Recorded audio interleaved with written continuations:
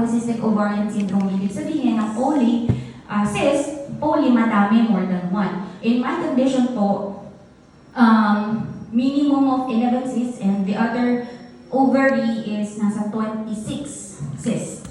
So, because of that po, hindi po ako mabuntis and apektado po yung menstruation ko. Regular menstruation po ako, tapos biglang naging irregular. For 6 months, hindi pa rin ako dinadanan hanggat hindi ako umiinom ng gamot. But before po ako nakarating doon sa ganong klaseng sitwasyon, naniniwala po ba kayo na kung ano yung trato nyo sa katawan mo ngayon, mapamaganda man yan o hindi, gaganti yung katawan mo sooner or later? Yes. Pwede na po bang alalahanin yung mga nakaraang buwan kung paano nyo tinarato yung katawan nyo? Nagpuyat po ba kayo? Kumain po ba kayo ng healthy o hindi? Uminom po ba ng alak, ng madami o hindi? Inaalagaan po ba yung katawan o hindi?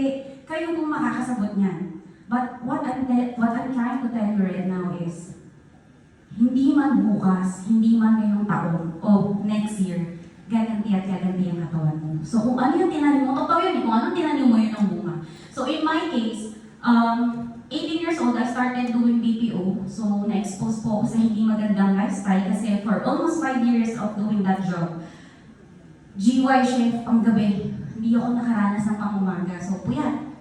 Inverted yung time ng body clock ko. Tapos, yun, naranasan ko pong ma-expose sa mga taong malakas uminom. Turns out, sabi nga nila, di ba, pag sumama ka sa 4 na taong malakas uminom, ikaw yung panlima. So, yun po, puyat na, nagiinom, nagsubok mag-yosi, kasi nga yun yung environment na meron ako before eh. Tapos, rest day ko na, instead na magpahinga, nagpupuyat pa din. Bakit? Kasi kapag natulog ako ng gabi sa rest day ko, mahihirapan na naman yung body clock ko pag Monday. Kasi yung panggabi ako eh, parang maghahanap siya ng tulog sa gabi. So, kailangan kong i-keep that way, yung body clock ko. So, hindi ko po alam, kasi bata pa ako, malakas ako. Iinday. Tama po, di ba? Pag bata pa tayo, abusuin natin. Tama yan, abusuin lang natin. Sa mga maedad ng 50 kung malakas pa po kayo, abusuin na lang. Na-joke lang po ba? Nandito po kami to remind you about your health, how precious your life is. How precious our health is. So, ayun po, na-diagnose ako, 2019. Nagkaroon po ako ng miscarriage. 2017 pala, sorry. 2017. So, start na po pala yan. Na meron na po palang hormone problem ako na nabubuo. Actually, yung ayun po. So, yun. So, nagkaroon po ako ng miscarriage. Sabi po ng OPP, ng product presenter natin kanina, ang stem cell at egg cell, sperm cell ng tatay at egg cell ng nanay, kapag nagsama yan, dapat, minus point agad. Ano pong mangyayari kapag nagsama ang stem cell at, sperm cell at egg cell ng parents natin? Ano ang makuform? Ano po? Stem cell. Thank you po. Sa mga sumagot ng baby, tama pa rin naman. After 9 months nga lang. Okay. Stem cell. Pero nangyari po sa akin dyan, hindi ko siya nabuo. Para siya nabugok na itlog. So, kailangan akong i-raspa. Sabi ng doctor ko, it may be because of genes incompatibility. And maybe impossible for me to have a child in the future kapag ipipilit ko siya. And kung ipipilit ko naman, malaki ang chance na magka-Down syndrome ng baby ko. Next slide po. So, noong 2019, April 3, dyan na po ako na-diagnose. Kasi after ko magkaroon ng miscarriage, tuloy pa rin ako sa work ko. Siyempre, wala naman po akong alam na gano'n ang pala yung nangyayari sa body ko eh. Start na pala nagkakaroon siya ng problema. So, continue lang. 2019, I was finally diagnosed with PCOS. And then, nagulat lang po ako na kasi I'm getting bloated, tumataba na po ako. Hindi po ito yung katawan ko dati. May ipapayat pa to eh. Ayun, so, natigil po yung menstruation ko for 3 months na, tapos nakaka-ilang pregnancy test ako. Hindi naman siya positive. So, nag-search ako kay Maring Google. Sino ba yung mahilig mag-search kay Maring Google? Yung mga ganyang problema, nakita ko, endometrial cancer, kinabahan ako. So, sabi ko, hindi, nakaka-overthink, kailangan kong pa-check up. Nagpa-check up ako, and that's what I found out. And sabi dyan, bilateral polycystic ovaries. Ibig sabihin, hindi lang isa yung ovaries na may problema. Magkabilaan po sila. And then I search, ano yung pinaka-problema ng PCOS? Hindi pala yung mismong ovary. Ibig sabihin yung brain, yung tawag dyan, pituitary gland, na nasa base ng brain natin. Nung nalaman ko yun pala yung main problem, yung root problem, sabi ko, oh my gosh, mahirap to i-address. Kasi brain eh. Doon siya sa part ng katawan natin na mahirap gamutin. Tama po? May nakita po ba kayo dito may Down syndrome, may stroke na in just less than a year naging okay na? Hindi po, di ba? Yung iba po, pag na-diagnose na gano'n, forever na hanggang sa mawala na tuluyan. Tama? Kasi hindi po madaling i-address ang kahit anong klaseng problema sa brain. So, kinabahan po ako. And then, next slide po. Ayan, so, syempre, overthinker ang ate mo. Nakita ko na kapag pinabayaan ko pala siya, napakalaki ng chance na ma-confirm ako for type 2 diabetes. Kasi sabi din sa akin ng doctor ko, sabi niya, Iha, konti ka na lang, may diabetes ka na. Kasi ang taas na po ng sugar level ko. Na dahil po nang na-diagnose ako ng 2019, yung mga chocolates, kailangan ko na siyang iwasan. Yung mga favorite kong kainin, bawal na. Heart disease, high blood pressure, cholesterol abnormalities, yan. Kahit anong diet gawin ko dati, ang hirap pumayan. And then, yun, worst case scenario is endometrial cancer. So, ang mga epekto po ng PCOS sa amin is, hindi kami nagkakaroon ng menstruation, hindi ka mabubuntis. May mga risk factors and yung buhok, ang kapal ng buhok namin sa hair, kapag hinawakan niyo po yung mukha ko, mararamdaman niyo yung maliliit na hair. Yung sa legs ko, ang kapal, sa kilikili, makapal, gano'n yung pangit na nangyayari sa amin. And swerte pa po ako kasi sa namin 8 kami magkakaibigan na babae, close friends sa BPO, 5 kami tinamaan ng PCOS. So doon ko na-confirm na ang sakit pala na nakuha ko ay because of lifestyle na pinagagawa namin nung nandun kami sa BPO. So, ayun po, next slide po. So, ayan. When I knew fourth year or Reway, that was December of 2020. Tapos I was able to try fourth year placenta 6th edition January 23, 2021. And then, tinry ko siya, skeptical po ako kung sino po yung mga newcomers. So po kayo magtalaga, skeptical din ako. Hindi ako nag-ingat, tamang take lang ako kasi hindi pa ako ganun ka-confident sa product na this can really help. So nag-take lang ako for the sake of me to know the feeling of taking the product. Kasi may isi-share ko siya, ika-career ko yung pag-share ng fourth year placenta. So, noong March 14, 2021, at exactly 3:40 AM, nag-PT ko ako. And then it turned out positive. Kinabahan ako, hindi po ako natawa. Kasi, meron na po akong miscarriage history eh.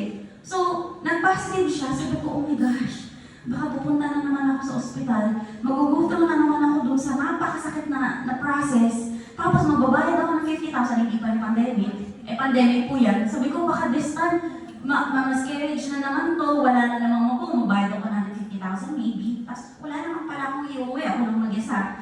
So, skeptical, kinakabahan, ang dami ko nang naisip, and then, until 3 weeks ba, next slide ko. Ayan, nagpa-check up na po ako finally, that was March 29, 2021, sabi dyan, nung nakita ko po yung ultrasound picture na yan, hindi na masyadong kita, pero mukha na po siyang dinosaur. So, ibig sabihin, hindi siya bugok na itlog this time. Tapos, nung nakita ko po yung picture ko kagad, sinabi ko kay Ma'am Helen, sabi ko, Ma'am Helen, totoo na to, may dinosaur na talagang nabubuo, hindi na siya bugok na itlog. Pwede po bang palpakan natin si Martin? And then, sabi po dyan, yung fetus, yung age niyan is 9 weeks and 2 days. So, binilang ko yan pabalik, 9 weeks, 1, 2, 3, 2 days.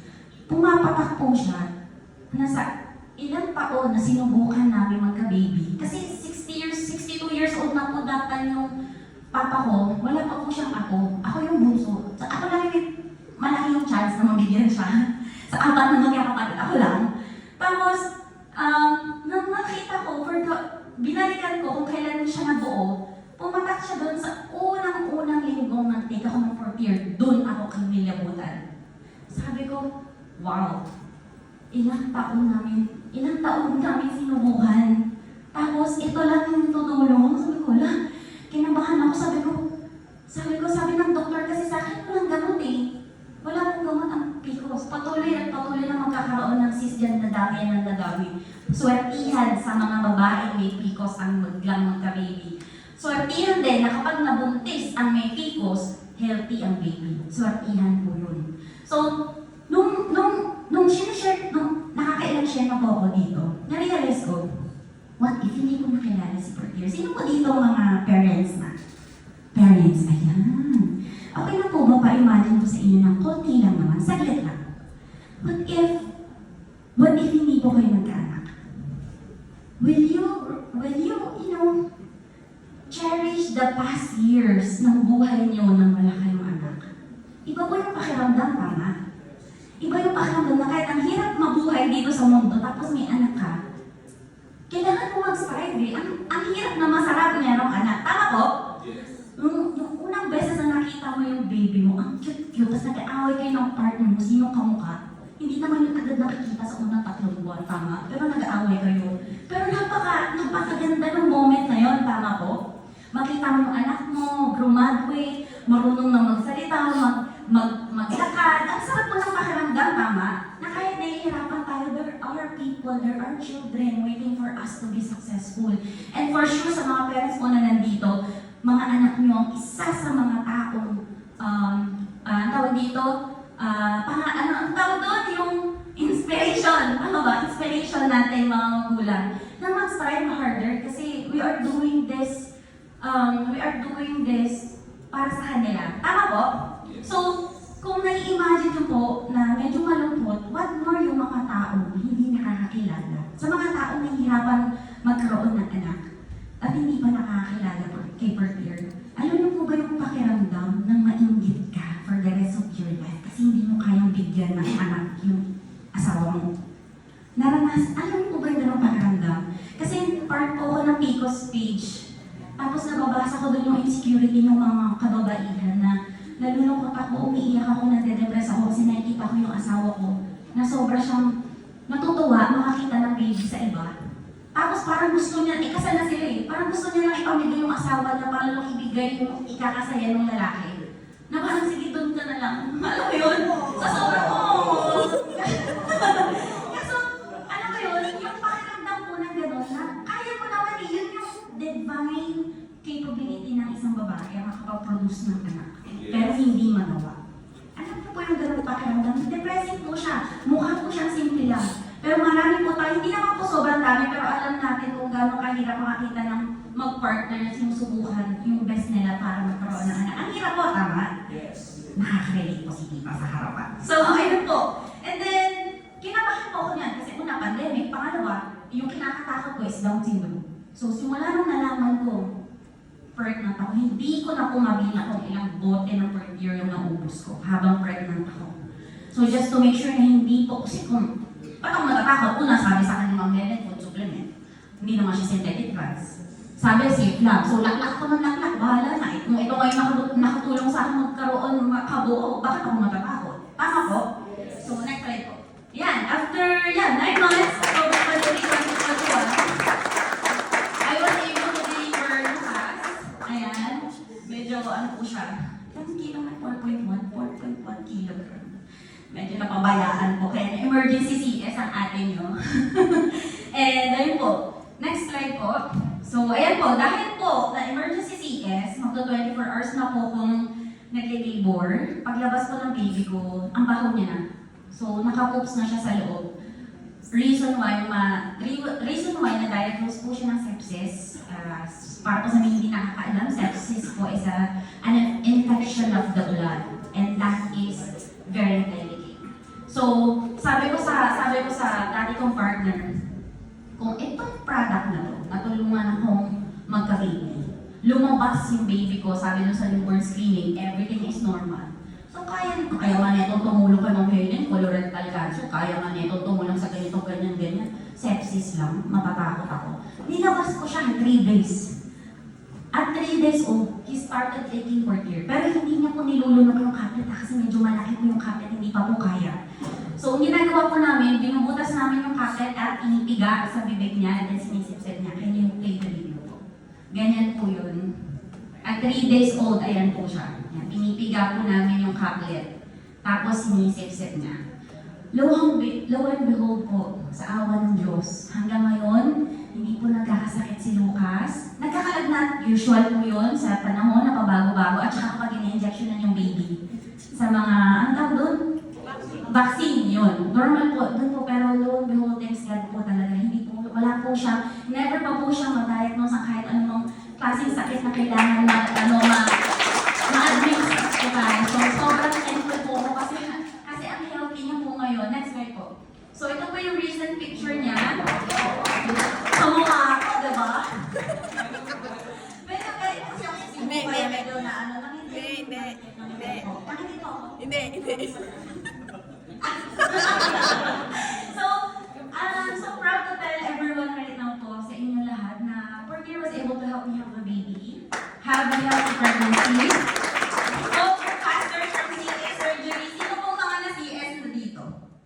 CS, wow, 1, 2. Sir, dalawa. Ang hirap po ng recovery, tama? Para po sa lahat ng kaalaman nyo, kapag kayo po nabuksan ng tiyan at maglalabas ng baby, I tell you, hindi kayo makakapaglakad in 3 weeks or 1 month.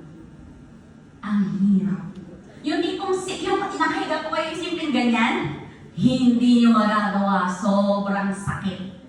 Sobrang sakit. Ulo nyo lang yung kaya nyo gawin ng free. So yung kasabay ko pong mga anak, nauna lang siyang nanganak sa akin ng 3 months, yung ka-work ko.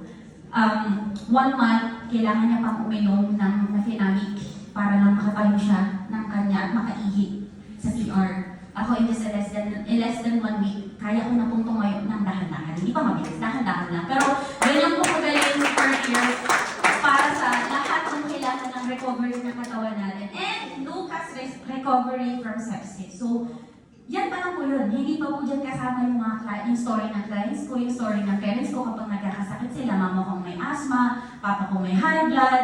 So, hindi pa po yung kasali, pero yan na po yung kayang gawin ng product na yan, which is me and my baby alone. So, ayun. Okay na po ba? Since nandito na tayo. Siyempre, gusto kong iinggit na rin kayo sa Railway journey ko. Okay na po ba mag-share ako ng mabilisan lang sa Railway career ko? Okay, next slide po.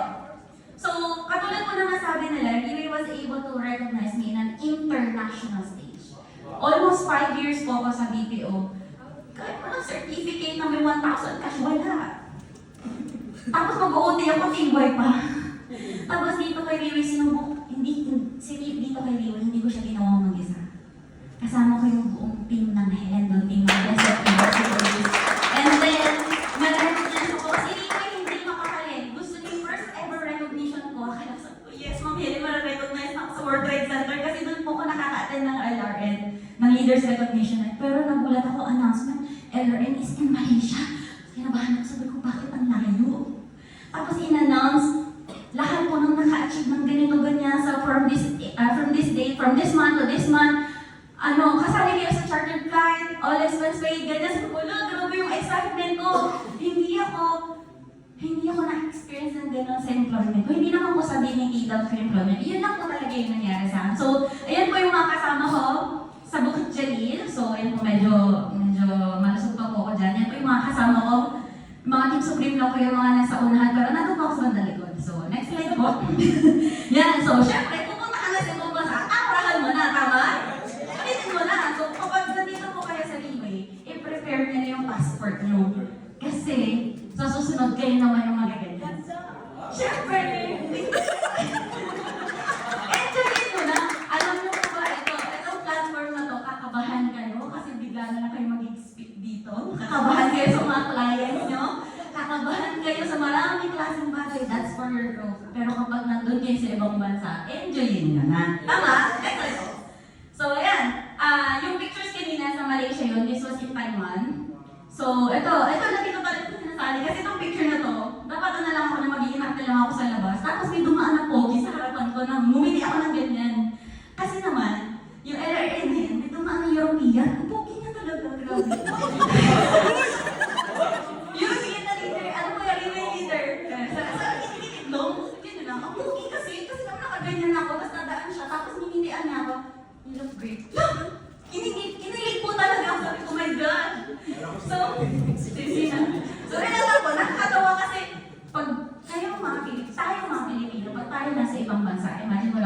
necessarily we even have. Tayo mga Pilipino, kapag nasa Singapore, Hong Kong, those foreigners look down on us. Pero pag nasa railway event po kayo, Japanese, Koreans, kung sino mang railway leaders at taga-ibang bansa, sila pa mag-o-offer sa'yo na sila magpipicture sa team mo. Diba? Naranasan ko naman yan. Hiyang-hiya ako kasi Pilipino ko, alam ko mga foreigner na mga ganyan, they look down on us. Tapos magsiselfie kami, hindi kami kasha. Ang dami namin eh. Tapos nung nag-o-offer sa amin Japanese ata yun, sabi niya, at ina-action lang kasi hindi siya marunong English. So nagkaintindihan kami. Tapos doon ako nakikinilig. Tapos syempre, kung may mag-e-effort lang din ng foreigner, hindi natin sa European, okay. So next po. Next po, ayan. So sa Taiwan din po yan. Pag nandun ka na sa Taiwan, you will have a chance to travel that country. So ayan, magkakasama po kami. Yan. Sa Taipei Zoo, ako hindi ko na makakalimutan yung Taipei Zoo niya. Kung sino man po gusto pumunta dyan, puntahan na lang. So medyo masasuffer lang kayo. So eto, next slide po. Meron pa po ba? Ayan, yan po yung last. So, there's a lot of this platform can offer to every one of us. Not just help, not just opportunities, but something something that can, brighten up your life. Look forward in the future kasi meron pa marami pang pwedeng i-achieve. And be more excited kasi pag tapos ng event na to, yakapin nyo yung nag-invite sa inyo. Kapag opposite gender, wag na, baka may asawa, mahirap na. So, yakapin naman, thank you po kayo kasi this opportunity, either you miss it, bahala kayo.